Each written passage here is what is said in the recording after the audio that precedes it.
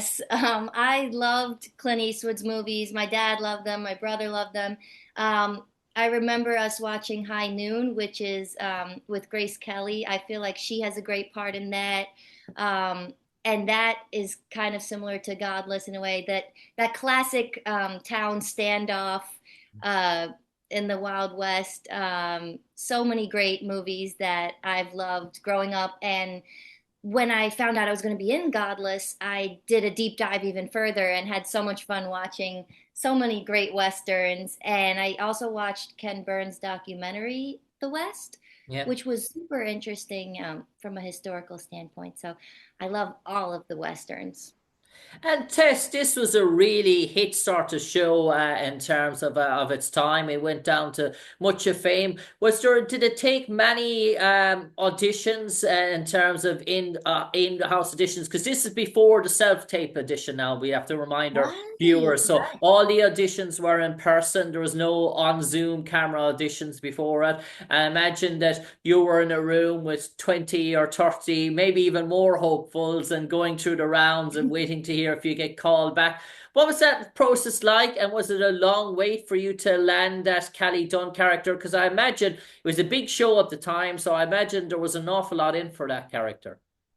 Thanks. Yeah, I was so excited to get the part. I actually did do an audition tape because at the time I was performing in a play in Chicago for a few months, and the audition came in email through my agent.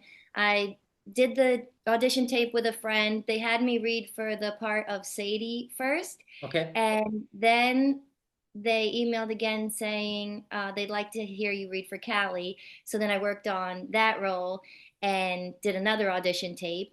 And then I think I had a callback. Um, no, I think it was just off the tape that I actually got this job, which doesn't always happen, but it was amazing news. I was so excited. And then just a couple months later, I packed my bag and went to live in Santa Fe, New Mexico for 6 months. And I suppose, Tess, when we get to see the women of La Belle, we get to see their background. They're all widowless in terms of, or partnersless. Their men or attachments have met their demise in mining sort of tragedies. But in terms of the reveals of each of those sort of certain characters, were you kept in the darkness as the episodes went along, or did you know your storyline arc from the off? Because in terms of your character, there's many sort of revelations throughout the episodes. But were you in the loop from day one of shooting where this was going with your character? Or each week when you got the scripts, was it a bit of an eye turner or a page turner when you sort of looked at what was coming in next for your character? Great question. We all got the whole script right away from the beginning. So, of course, I read the whole thing, knew everything that was going to happen, and my character's journey and backstory. So, that was really helpful because with a lot of TV shows, you shoot the scenes out of order. So, we would be shooting a scene that's towards the end, but it's really helpful to know what came before that. So it was great to know the whole story. And Tess, this is an intriguing question, and we'll sort of make sure we phrase it in the right manner. But the revelation of the orientation of your sort of character, and obviously that is predicted in a special time zone back in the 1800s, and you're talking about referencing something like that. There's not really much referencing to go on in terms of that in playing a woman of Yeah. that nature back in the 18 sort of hundreds in a western, dare I say, because they're all action, they're all shoot 'em up, they're all man woman love sort of stories in terms of that. So how difficult was that? Because you were doing something that was probably a bit unique in one sense, portraying such an intimate encounter between a same-sex couple in dare I say, in a time zone where there's nothing to go on. Yeah, I think that's what makes Godless so special and unique of its kind. And we got a really great response for that. I have friends who said it was so refreshing for them to see two women in this relationship because we don't have that much to go off of from pop culture and movies before over the years, or that many like historical documents about stuff. But of course, it happened, and also the women coming together to defend their town. I feel like that's such a cool thing Mm. that happens in Godless that you don't see in other action Yeah. westerns before this. Also, I was acting opposite Merritt Wever, and it was very easy to fall in love with her. She's so smart, interesting, talented, fierce. So that made it easy.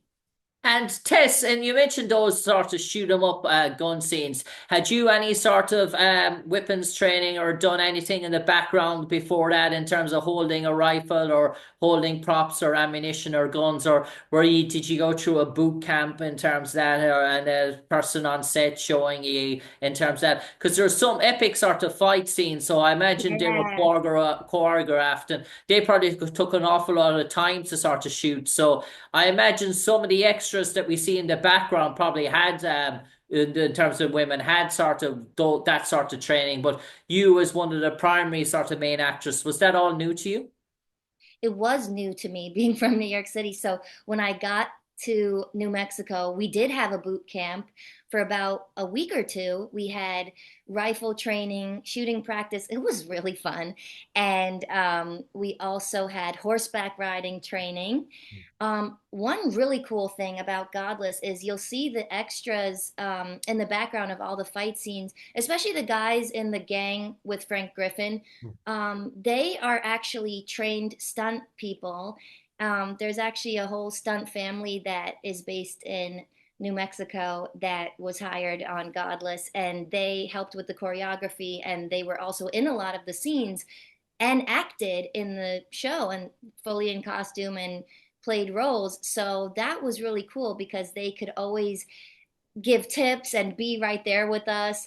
Another thing that took time was the scene towards the end. Well, actually, that does give something away. I won't tell everything, but there Okay. is at one point there is a horse, a bad guy on a horse charging at me.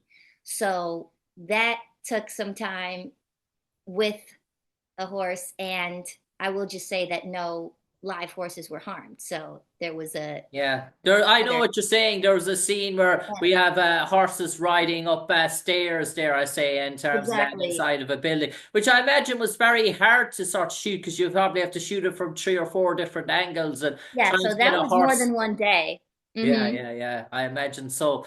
And Tess, in terms of when it aired at the time and of the sequences in terms of that, were you sort of blown away by the reaction by the public audience? Because it won three Primetime Emmy Awards and it got nominated Yeah. for so many more in terms of that. So obviously the deep portrayal that Jeff Daniels did of Frank Griffin, of what Jack O'Connell did of Rye Good, Yeah. really sort of brought a great light. And even Scoot McNairy was Oh, starring yeah, role he's in Bill wonderful. McNew as Mm-hmm. well, you know?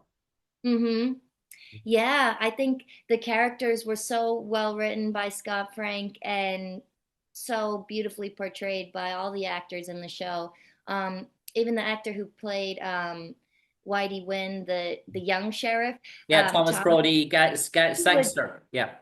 Yes, everyone really worked hard on their roles. And for example, Thomas, every day, whenever we had a break, he would be off to the side just practicing with his guns, the twirls and all of that he does.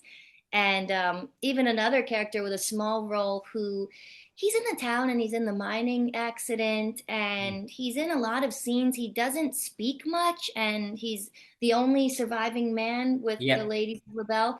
That actor was great. He stayed in character the whole day um, and didn't talk. So people had their different processes, but I thought that was cool. And he does a great performance as well. Yeah.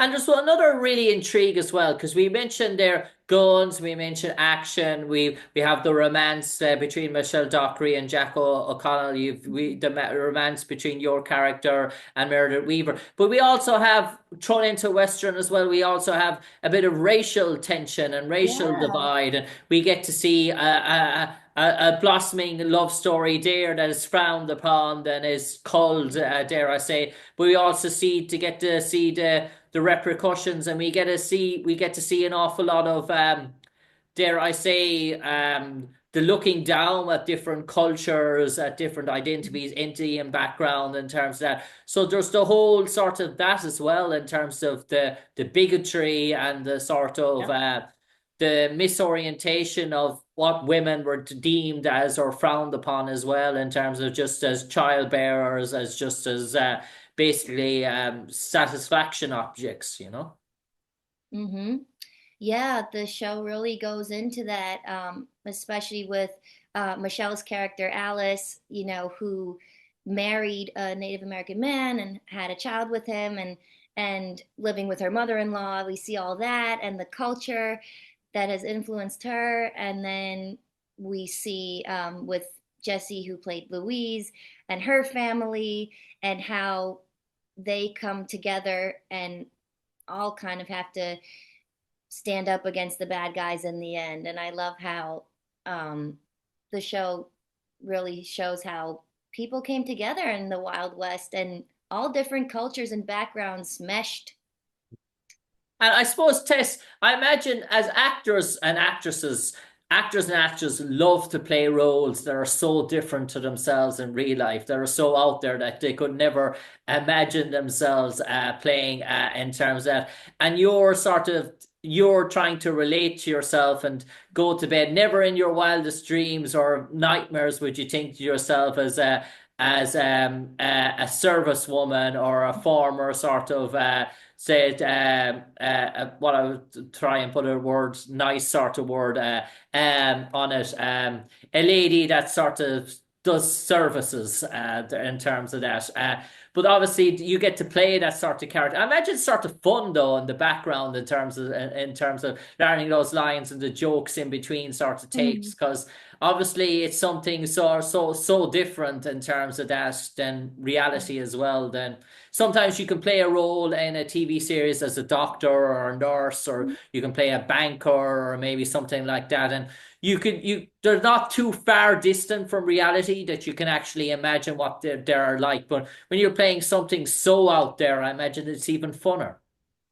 It is so fun and interesting, and that's what I love about acting, diving into someone else's shoes, like imagining what that would be like. And yeah, so how I prepare usually is I love to read, and I have with me some of the books I read to prepare for the role of Callie. I save everything. I read this memoir, Runaway Girl, and it's about a woman who was sex trafficked in modern day and just her story, and that really helped me. And then when we were living in Santa Fe, they had a bookstore with so many great books about the history of the area. So I read about this madam, and amazing stories in there, and about these women who got arrested, and all the different women who there are records of in the Old West.